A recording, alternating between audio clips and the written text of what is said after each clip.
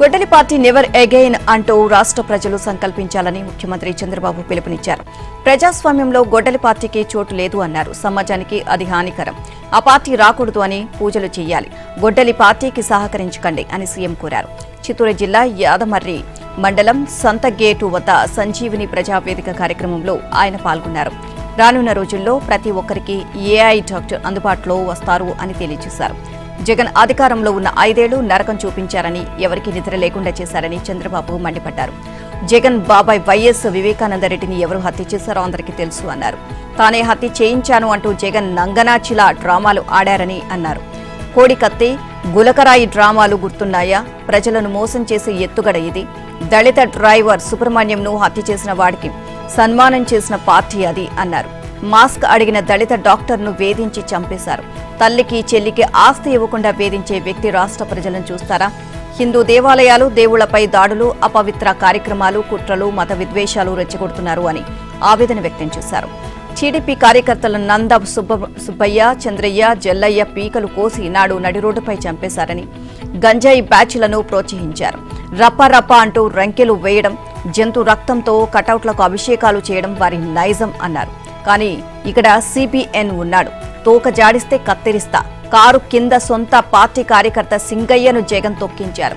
కడపలో అవినీతి ఆస్తుల పంపకాల కోసం పెద్ద దస్తగిరిని చంపేశారు అని అన్నారు సీఎం చంద్రబాబు.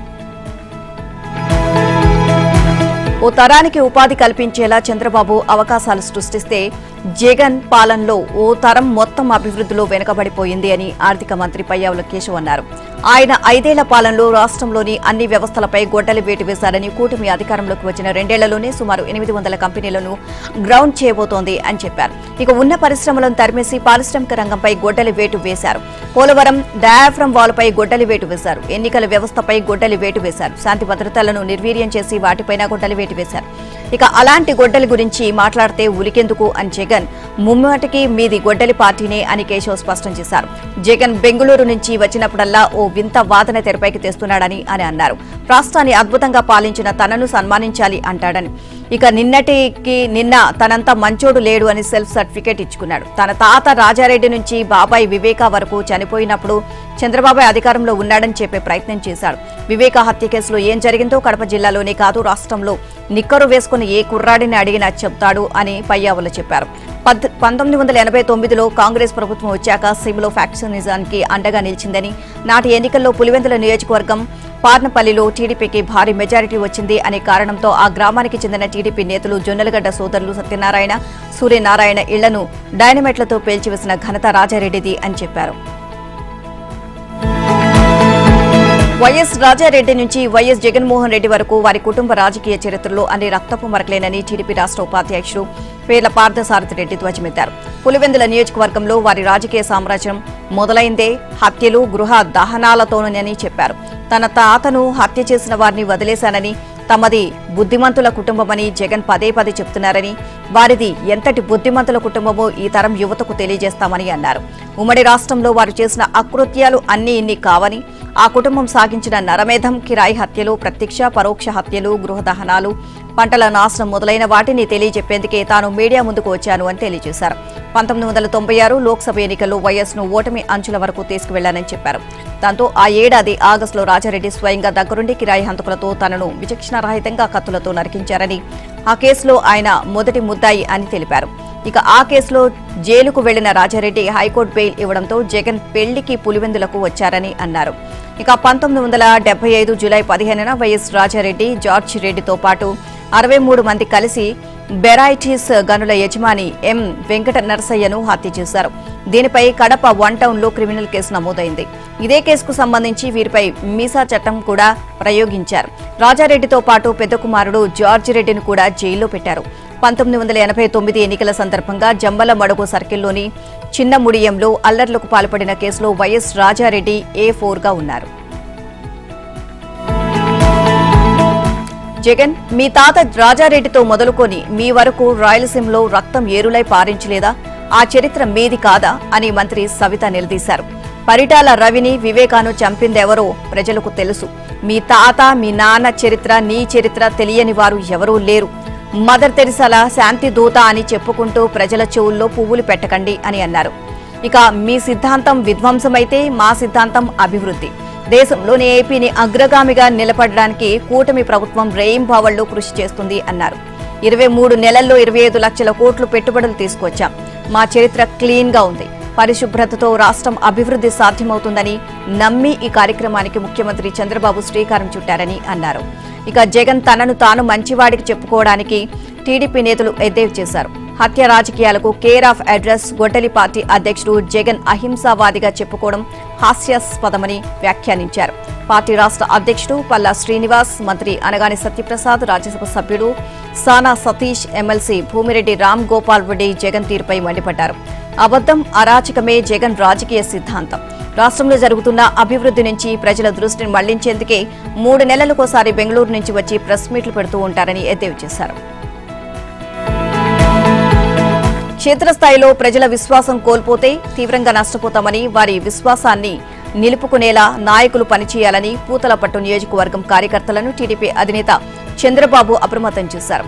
సంజీవిని ప్రజావేదిక అనంతరం 14 కంట్రికలో ఏర్పాటు చేసిన 39వ కార్యకర్తల సమావేశంలో మాట్లాడారు. క్లిష్ట సమయంలో జనసేన, బీజేపీ అండగా నిలిచాయి. మనం ఆ పార్టీ శ్రేణుల్ని కలుపుకొని వెళ్లాలి. అప్పట్లో వైసీపీ తప్పుల్ని ఎత్తి చూపడంలో విఫలమయ్యాం. ఎప్పటికప్పుడు సోషల్ మీడియాలో ప్రజలకు చేరువ కావాలి అని అన్నారు.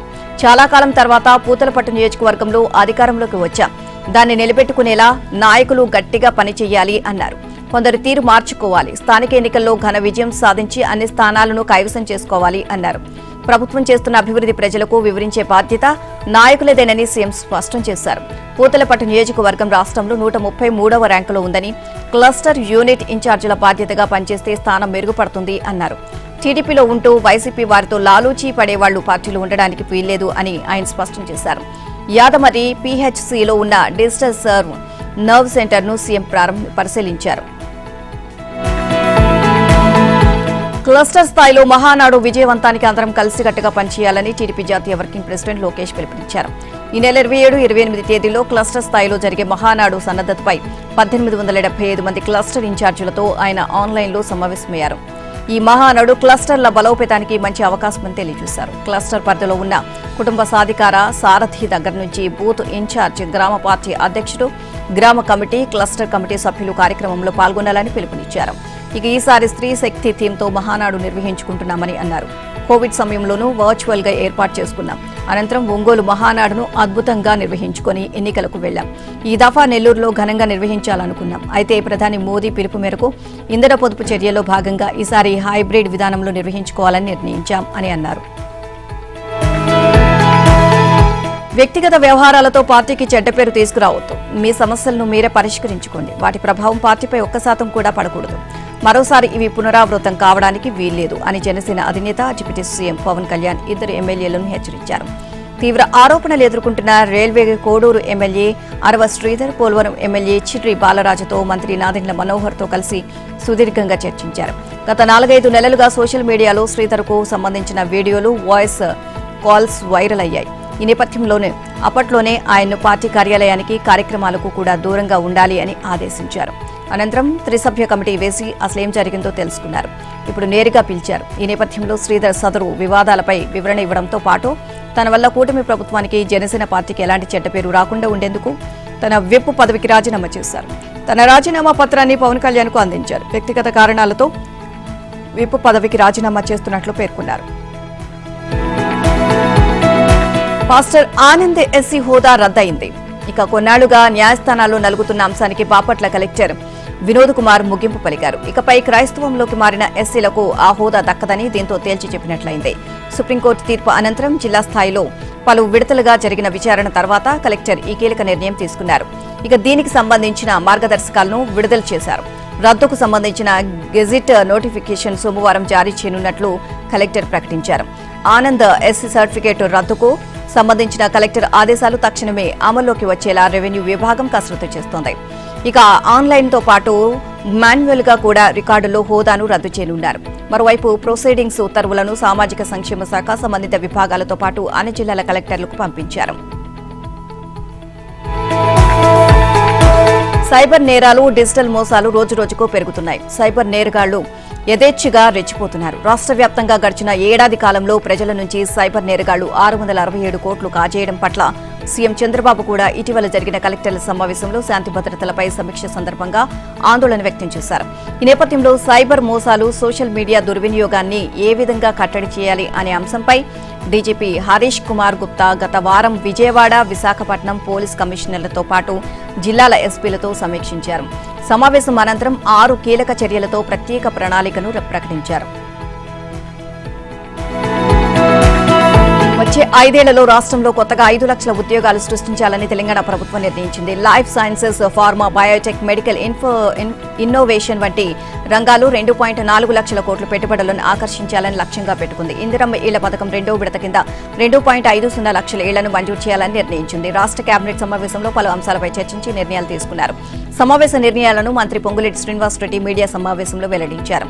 2030 నాటికి తెలంగాణను ప్రపంచంలోని టాప్ 5 లైఫ్ సైన్సెస్ హబ్లలో ఒకటిగా నిలబెట్టాలి అనేది రాష్ట్ర ప్రభుత్వ సంకల్పమని మంత్రి చెప్పారు. అందులో భాగంగానే next generation life sciences policy 2026-30కి మంత్రివర్గం ఆమోదం తెలిపింది అని వెల్లడించారు. దావోస్ లో ఈ పాలసీని లాంఛనంగా ఆవిష్కరించినట్లు గుర్తు చేశారు. ఈ పాలసీ ద్వారా వచ్చే 5 ఏళ్లలో 5 లక్షల ఉద్యోగాలతో పాటు 2.4 లక్షల కోట్ల పెట్టుబడులను ఆకర్షించాలని లక్ష్యంగా పెట్టుకున్నామని తెలియజేశారు. రాష్ట్రాన్ని life sciences, pharma, Biotech, medical innovation రంగాల్లో భారీ పెట్టుబడులకు గమ్యస్థానంగా మారుస్తామని అన్నారు. రాష్ట్ర ఆవిర్భావం జరిగిన 2014 జూన్ 2వ తేదీ నుంచి చోటు చేసుకున్న మైనింగ్ అక్రమాలపై సిఐడితో దర్యాప్తు జరిపించాలని రాష్ట్ర ప్రభుత్వం నిర్ణయించింది. గత బీఆర్ఎస్ ప్రభుత్వ హయాంలో జరిగిన మైనింగ్, విద్యుత్ అక్రమాలపై కేబినెట్ సమావేశంలో చర్చించారు. కరీంనగర్, ఖమ్మంలో జరిగిన గ్రానైట్ తవ్వకాల్లో భారీగా అక్రమాలు చోటు చేసుకున్నాయి. సినరేజీ రాయల్టీ కింద ఖజానాకు రావాల్సిన 1000 కోట్ల నిధులు రాలేదని కేబినెట్ నిర్ధారణకు వచ్చినట్లు సమాచారం. మహబూబ్ నగర్ లో కువాచ్ తవ్వకాల్లో కూడా అక్రమాలు జరిగాయని, సిరిసిల్లలో భారీగా ఇసుక తవ్వకాలు జరిగినప్పటికీ ప్రభుత్వ ఖజానాకు నిధులు రాకుండా మళ్లించారని తేల్చారు. తెలంగాణలో హైదరాబాద్ కోర్ అర్బన్ ఏరియాలోని పలు ప్రభుత్వ పాఠశాలల అభివృద్ధి కోసం పలు సంస్థలు ముందుకొచ్చాయి. కార్పొరేట్ సామాజిక బాధ్యత కింద ప్రభుత్వ పాఠశాలలకు నిధులు ఇస్తామని రహీజా గ్రూప్ తో పాటు రాంకీ ఫౌండేషన్, యశోద ఫౌండేషన్లు ముందుకు వచ్చాయి. సచివాలయంలో సీఎం రేవంత్ రెడ్డి సమక్షంలో విద్యాశాఖతో రహీజా గ్రూప్, రాంకీ గ్రూప్, యశోద ఫౌండేషన్లు ఒప్పందం చేసుకున్నాయి. రహీజా గ్రూప్ అధ్యక్షుడు Neel C Raheja, Ramky foundation managing trustee Alla Drakshayini, ఇక యశోద గ్రూప్ డైరెక్టర్ గోరుకంటి దేవేందర్ రావు సీఎంకు ఒప్పంద పత్రాలు అందించారు. సుప్రసిద్ధ పుణ్యక్షేత్రం యాదగిరిగుట్టలో శ్రీ లక్ష్మీ నరసింహస్వామి వేద పాఠశాల నిర్మాణానికి శ్రీకారం చుట్టుకుంది. నిన్న ఉదయం 9:38 ముహూర్తానికి కంచి కామకోటి పీఠాధిపతి శంకర విజయేంద్ర సరస్వతితో కలిసి సీఎం రేవంత్ రెడ్డి వేద పాఠశాల నిర్మాణానికి శాస్త్రోక్తంగా భూమి పూజ చేశారు. కంచి కామకోటి పీఠం ఆధ్వర్యంలో 43.80 కోట్ల వ్యయంతో 15 ఎకరాల విస్తీర్ణంలో నిర్మిస్తున్న ఈ పాఠశాలలో దాదాపు 300 మంది విద్యార్థుల వేద విద్యాధ్యాయానికి అవసరమైన మౌలిక సదుపాయాలను, ఇతరత్ర సౌకర్యాలను ప్రభుత్వం ఏర్పాటు చేస్తుంది. భూముల మార్కెట్ విలువ పెంపునకు స్టాంపులు రిజిస్ట్రేషన్ శాఖ అధికారులు సర్వం సిద్ధం చేశారు. ఈ నెల 28వ తేదీ నుంచి నూతన మార్కెట్ విలువలు అందుబాటులోకి రానున్నాయి. కోర్ పరిధిలో అపార్ట్మెంట్ల నిర్మాణం అధికంగా ఉండడంతో ఈ ప్రాంతంలో ప్లాట్ల ధరల్లో పెద్దగా మార్పు లేకుండా ప్రస్తుత విలువలకు అదనంగా 10 నుంచి 20% వరకు పెంపును ప్రతిపాదించారు. ఓపెన్ ప్లాట్లో వ్యవసాయ భూముల విషయంలో 20% నుంచి 100% వరకు పెంపు ఉన్నట్లు తెలిసింది. తెలంగాణలో సౌర, పవన విద్యుత్ ప్రాజెక్టులతో పాటు పంప్డ్ స్టోరేజ్ ప్రాజెక్టులు, బ్యాటరీ ఎనర్జీ స్టోరేజ్ సిస్టమ్లు ఏర్పాటు చేసేందుకు కేంద్ర ప్రభుత్వ రంగం సంస్థలైన నేవేలి లిగ్నైట్ కార్పొరేషన్, కోల్ ఇండియా 10,000 కోట్ల పెట్టుబడులు పెట్టడానికి సిద్ధంగా ఉన్నాయని కేంద్ర బొగ్గు గనుల శాఖ మంత్రి కిషన్ రెడ్డి తెలియజేశారు. ఇదే విషయాన్ని గత ఏడాది అక్టోబర్లోనే ఆయా సంస్థల రాష్ట్ర ప్రభుత్వానికి లేఖ రాశాయని అన్నారు. అయితే దీనిపై రాష్ట్ర ప్రభుత్వం నుంచి ఇంతవరకు ఎటువంటి సమాధానం రాలేదు అని తెలియజేశారు.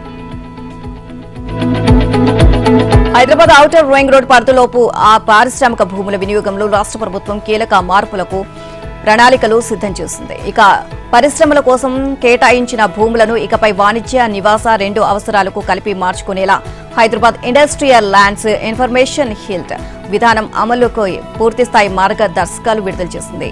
ఓఆర్ఆర్ పరిధిలోని మొత్తం 21 ఇండస్ట్రియల్ పార్కుల్లో ఉండి సేల్ డీడ్ సొంత భూములు కలిగిన పరిశ్రమలకి ఈ విధానం వర్తించనుంది.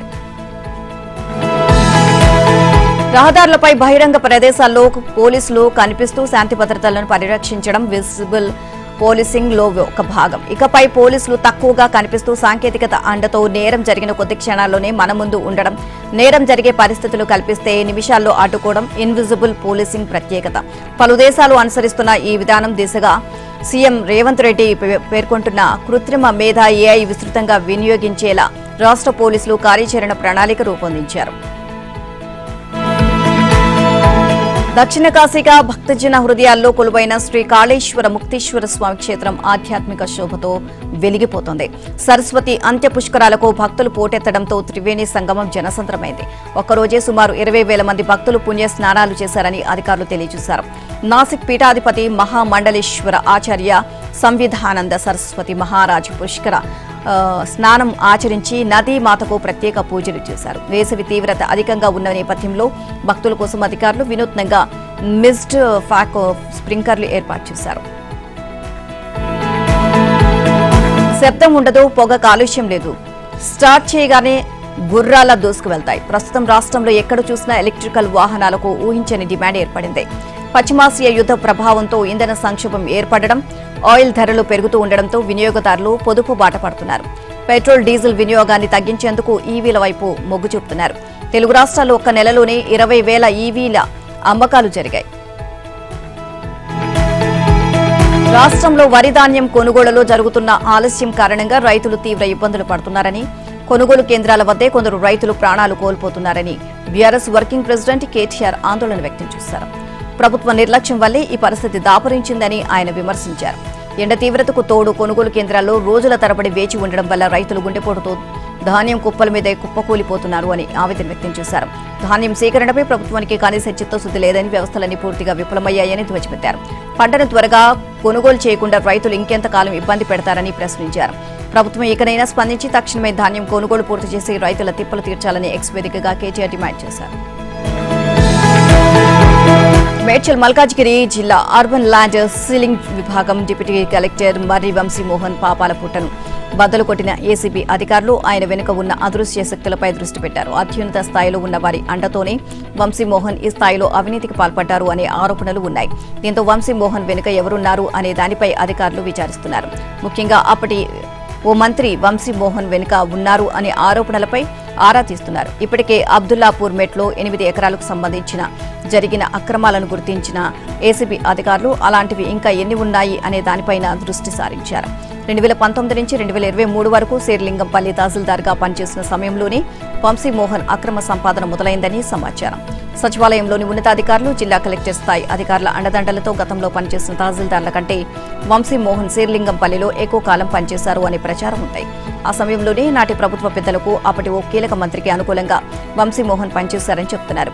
కలెక్టర్, తహసీల్దార్, ఆర్ఐ, క్లర్క్ ఓ ముఠాగా ఏర్పడి భూముల రికార్డులు మార్చడానికి పనిగా పెట్టుకున్నారని సమాచారం. భానుడి ప్రతాపంతో తెలుగు రాష్ట్రాలు భగ్గుమంటున్నాయి. మునిపెన్నడూ లేని విధంగా వడగాలులు వీస్తూ ఉండడంతో జనం వెలువెల్లాడిపోతున్నారు.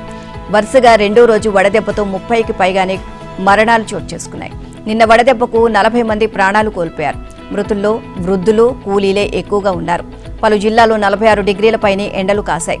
ఆసిఫాబాద్ జిల్లాలో కుంచెవెల్లి, కాగజ్ నగర్లో 46.4, జగిత్యాల జిల్లా ధర్మపురి, భద్రాద్రి కొత్తగూడెం జిల్లా మణుగూరులో 46.3, ఖమ్మం రూరల్, అదే జిల్లా వైరా, మంచిర్యాల జిల్లా తాండూరు 46.1 డిగ్రీల చొప్పున ఉష్ణోగ్రతలు రికార్డయ్యాయి.